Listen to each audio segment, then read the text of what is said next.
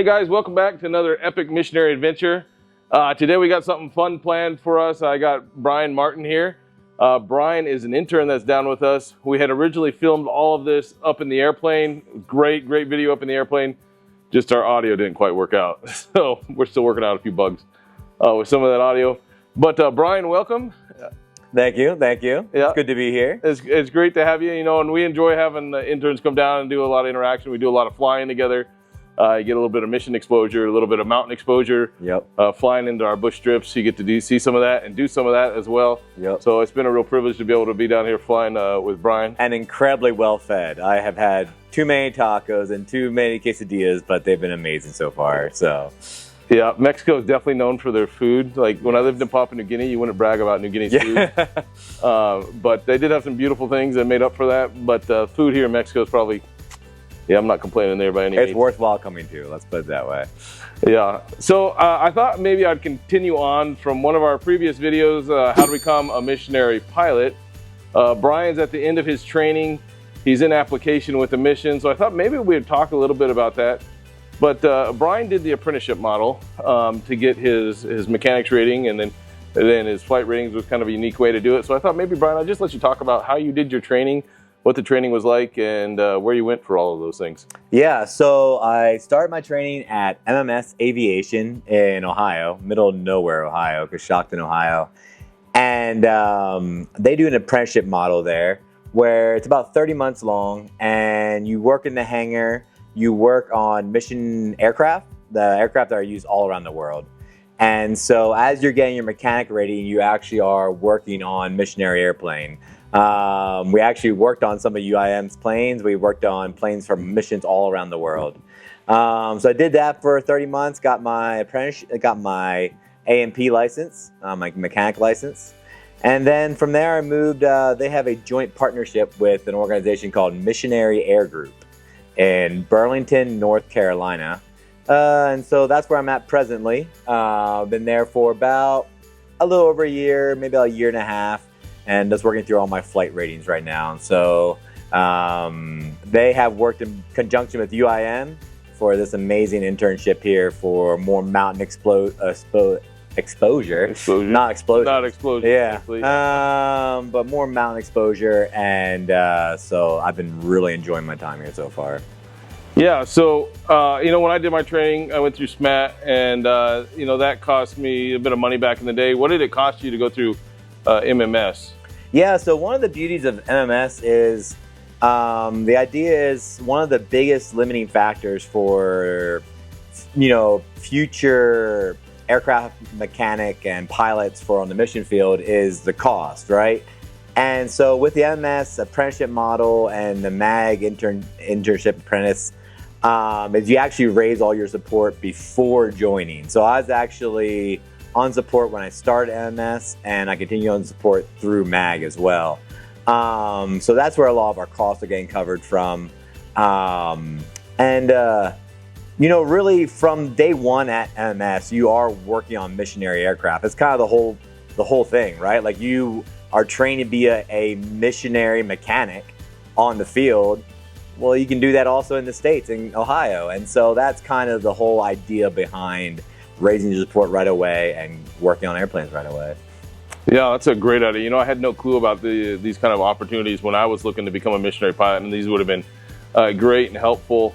It costs a lot of money to go to school, and a lot of people that have a desire to be a missionary pilot just don't have that money to go do that, and that's a big limiting factor for them. But to be able to do that, it doesn't cost anything for the program, but you do have to go raise your support. Right. So there's some work in that, but it's a great idea and a great program to go through. So how long have you been in the training from like when you started the process to where you're at now? You're at the application point where you're looking at going into with a mission here this next year.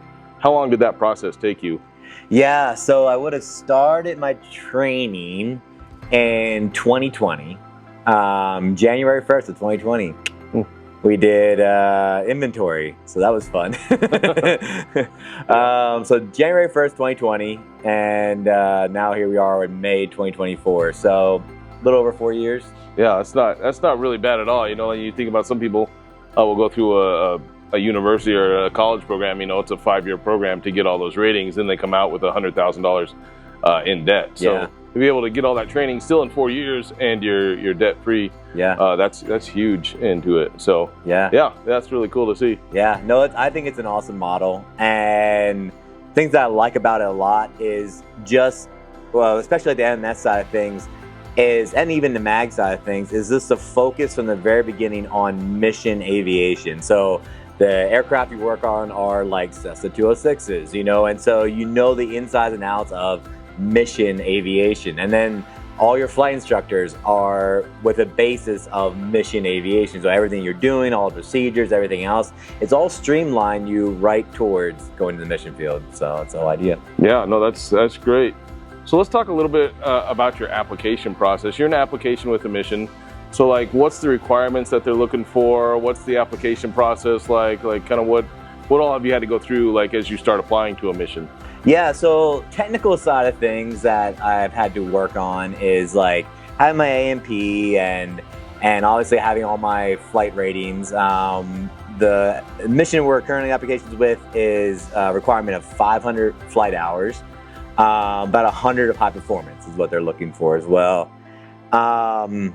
So that's all the technical side of things. And then of course there is like the non-technical, the Bible. So they'll do a Bible assessment to see where you are, see if you have ever opened up a Bible before. That'd be pretty good to, check out. And so that, and then just a lot of, they'll do a psych eval as well to see, see if you're a complete nut job or not. And, just different things like that. The application process has been very large so far. Me and my wife have individually spent well over 30 hours each on the application process so far, and with many more hours to go. So, but that's okay. That's all right. They're being very thorough, Sure.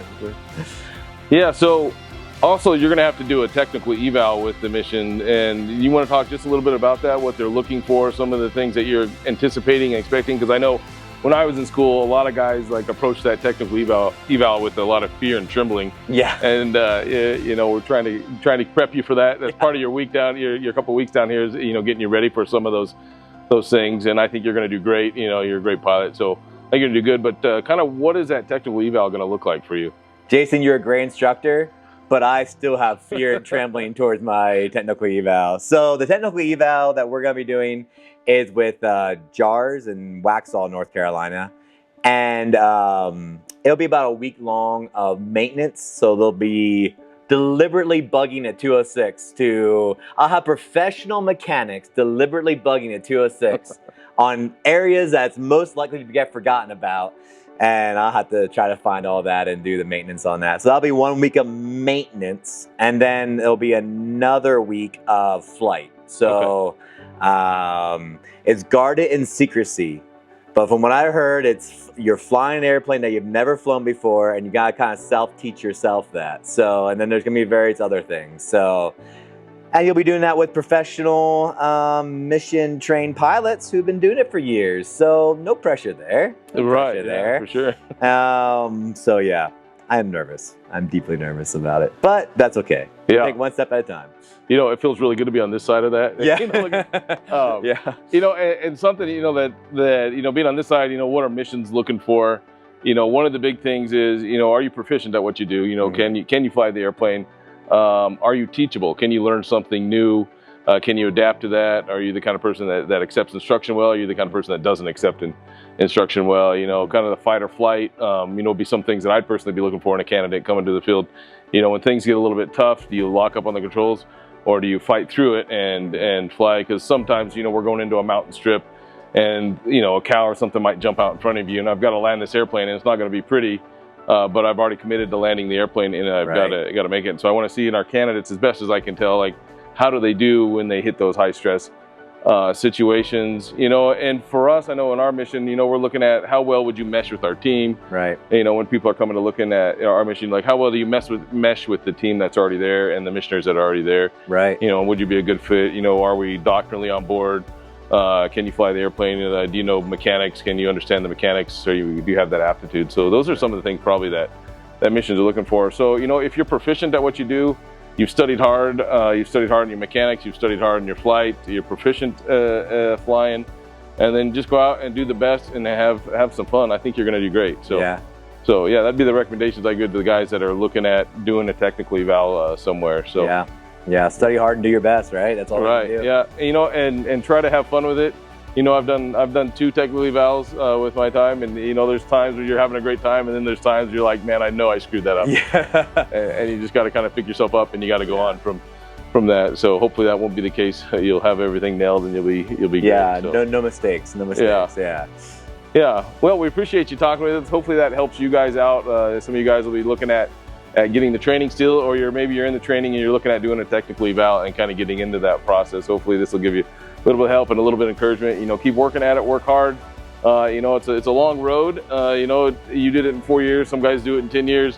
You know, it's a long road, and there's plenty of opportunities to give up. But you know, charging through those different opportunities and just charging through and working hard, you know, it's a super rewarding life. And you know, and I say I got the best job in the world because I get to serve God and I get to do what I love at the same time. You know, so it's super rewarding in that process. So thanks, Brian, for joining with us. And it's been a good time down here the last couple of weeks here flying with you. Yeah. And I know God's going to do some great things with you around the world. So yeah. I gotta say one more thing. Yeah.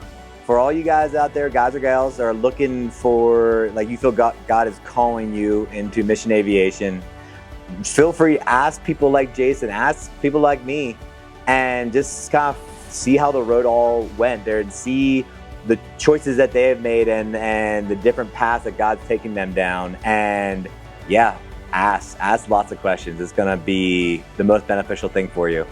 Yeah, for sure. You know, there's lots of opportunities out there that I had no clue about, and the farther I went down the road, the more I started learning about things like, oh, I wish I would have known that back then. So hopefully this helps some people out here. Yeah. So, yep. Thanks, Jason. Yeah, thanks for joining us, Brian. Yeah, so hope you enjoyed that. If you did, like and subscribe.